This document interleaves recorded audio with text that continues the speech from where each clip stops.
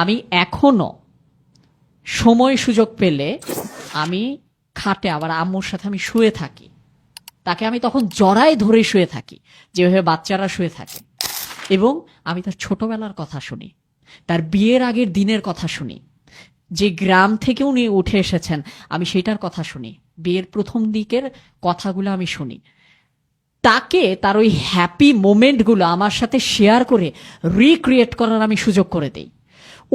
ওই মোমেন্টে যে আমি তাকে টাচ করি না, এই টাচটা অনেক ভ্যালুয়েবল। বাংলাদেশের মানুষের গড় আয়ু অনুযায়ী আমি যদি ধরি, উনি যদি 76 পর্যন্ত আল্লাহ তাআলা যদি তাকে বাঁচার সুযোগ দেয়, হয়তো উনি আর 2 যুগ আমার সাথে থাকবেন, 1.5 কিংবা 2 যুগ, যদি গড় আয়ু মোতাবেক উনি যদি বাঁচার সুযোগটা পান। আমার হাতে তো বেশি সময় নাই, আর 1.5 থেকে 2 যুগ আল্লাহ যদি চায় আমি তার সাথে কাটানোর সুযোগ পাবো। এটা আমাদের মাঝে মাঝে চিন্তা করা উচিত যে একসময় ওই মানুষগুলো থাকবে না, যেহেতু থাকবে না, এখনই আমার সুযোগ তার সাথে সেই হ্যাপি মোমেন্টগুলো ক্রিয়েট করার।